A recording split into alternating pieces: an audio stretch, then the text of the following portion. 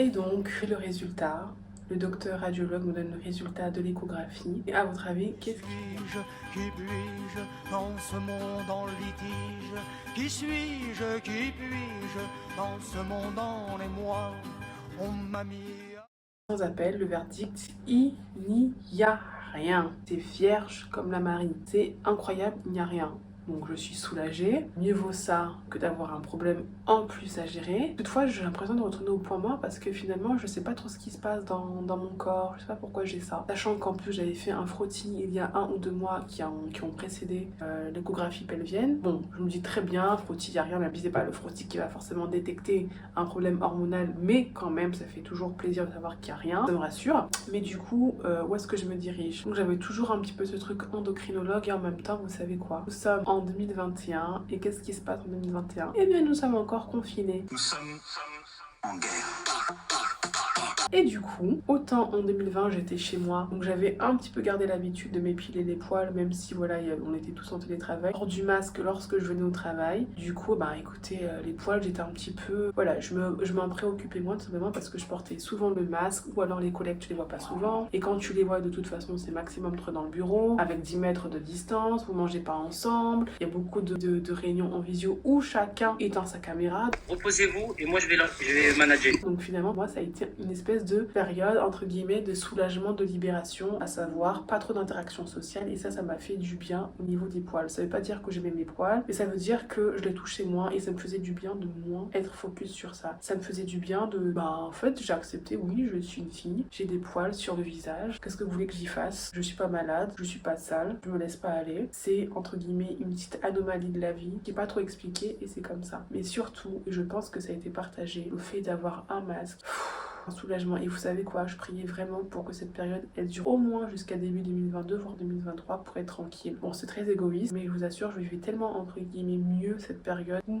on voyait moins mes poils et où je me prenais moins la tête que j'avais pas envie que ça s'arrête. Toujours est-il que les années passent, entre guillemets les mois passent, et nous arrivons en 2022. En 2022, c'est la fin des gestes barrières, c'est la fin du Covid, ou en tout cas le Covid devient tout simplement une espèce de grippe entre guillemets banale, malgré les Covid longs qui sont eux beaucoup plus problématiques. Mais voilà, c'est rentré un petit peu dans le quotidien virologique entre guillemets de l'Occident. Donc j'ai une vie sociale beaucoup plus active et je rencontre quelqu'un, j'ai un copain à cette époque, lui aussi ça manque pas, il remarque, t'as des poils au menton, hein, t'as de la barbe un petit peu. Il y a un mélange de soulagement et un mélange de gêne parce que et en même temps on n'a pas à faire semblant. Ça veut pas dire que je m'épilais plus, mais ça veut juste dire voilà, il les a vus et puis ça est parti entre guillemets de ma vie. Alors aujourd'hui on est plus ensemble, c'est pas à cause des poils, hein, mais c'est pour vous dire que avoir des poils ça m'a pas empêché d'avoir des relations, des rencontres, des présents, une vie sociale, etc., etc., etc., etc., etc., bien au contraire. Mais voilà, et du coup je me dis mais qu'est-ce que je vais faire? J'ai toujours ce truc, James, à 30 ans tu vas faire du laser. Mais je pensais ça comme ça parce que je voyais pas d'autre solution, c'était un peu la solution extrême. Donc je me dis non, continue à explorer d'autres pistes, à prier, il y aura peut-être un médicament miracle,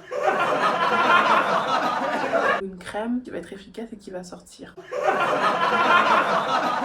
Donc 2023 arrive, je continue bien évidemment de m'épiler en étant de moins en moins active sur les remèdes de grand-mère. J'ai arrêté le bicarbonate, j'ai arrêté le curcuma, j'ai arrêté plus ou moins l'huile de souchet parce que de toute façon c'est pas efficace pour les poils, même si c'est plutôt pas mal pour le visage. Voilà, je me suis rendue à l'évidence, tu trouveras un produit miracle, sauf que le produit miracle n'existe pas. Et j'ai toujours ce truc, James, endocrinologue, faut que tu le fasses. Et j'avais aussi une copine à l'époque qui avait la peau foncée, qui elle aussi avait eu des problèmes de poils et qui avait utilisé le laser et ça avait fonctionné pour elle. Bon, son témoignage, je l'ai toujours gardé ça en tête, mais je me suis dit ça marchait pour elle, mais ça marchera peut-être pas pour moi. C'est aussi la loterie, parce que autant j'ai gagné à la loterie des poils, Les numéros gagnants. il y en a qui sont nés avec un visage entre guillemets sans problème dermatologique, il y en a comme moi, on a eu à la loterie le paquet poilu, Les numéros gagnants. il y en a qui vont avoir l'eczéma et des super beaux yeux, il y en a qui auront de l'acné qui va faire des allers-retours dans leur vie jusqu'à peu près 50 ans, il y en a qui vont avoir, donc moi c'est la vie qui a décidé les poils, ou alors peut-être que c'est moi qui l'ai provoqué, et ça reste toujours un petit peu mystérieux, sachant qu'en plus à l'époque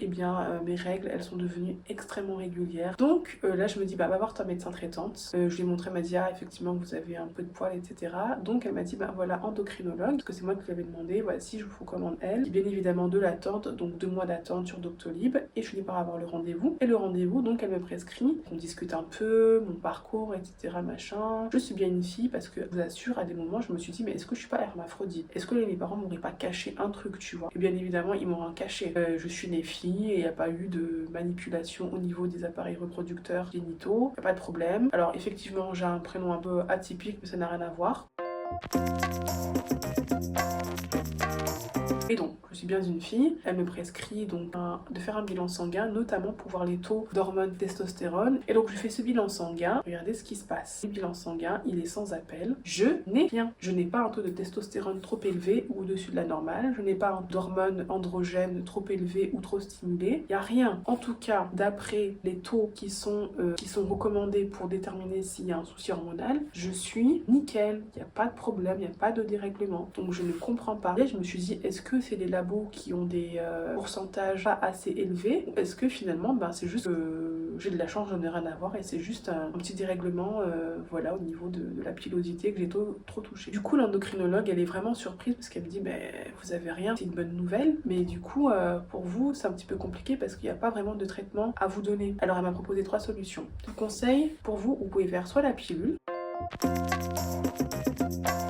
Et comme vous avez 30 ans, que vous vous projetez avec des enfants dans les années à venir, pas forcément intéressant, et le bénéfice, voilà, moins de poils et plus à côté projet bébé, c'est pas très intéressant pour vous, et puis c'est pas la pilule qui va forcément radicalement changer votre pilosité. Ok, je propose le Roaccutane. Vous savez, le fameux médicament pour l'acné. Alors, il peut être utilisé parce qu'il a une action forte, mais là aussi, grand disclaimer, il y a des retombées qui peuvent être très négatives. Et vous, le problème, c'est que en fait, on va vous donner du Roaccutane pour une visée, mais pas celle première du Roaccutane, à savoir les poils. Le Roaccutane, c'est pour l'acné, vous, c'est les poils. Encore une fois de plus, vous avez des poils, vous n'êtes pas non plus hyper poilu. Est-ce que ça vaut le coup? Et ça a aussi un coût. Et puis, il faut faire une surveillance assez régulière. Je crois que c'était tous les mois. Allez voir le dermatologue. Enfin, il y avait des dosages de médicaments. C'est un peu compliqué pour ce que vous avez. La troisième chose que je vois pour vous, c'est le laser. Le laser, entre guillemets, c'est pas invasif dans votre corps, c'est pas des hormones que vous prenez, c'est de la très forte chaleur, c'est fait sur la de l'épiderme et voilà, c'est définitif. Donc moi je vois que ça. Donc j'ai dit allons-y pour le laser et elle m'a recommandé un docteur. Donc voilà, la solution pour moi c'est le laser, comme je vous l'expliquais, sauf que le laser c'est fait par un dermatologue. Les dermatologues en France, vous allez voir qu'il y a une crise des dermatologues dans le sens où ces pratiques de la santé, les praticiens de santé sont insuffisants. C'est-à-dire que c'est une des spécialités de santé où on a le moins de praticiens et où le renouvellement est très très lent. Donc du coup, vous imaginez que l'attente pour avoir le premier rendez-vous, elle est super longue. J'attends 6 mois. Vous allez me dire, je suis plus à 6 mois près.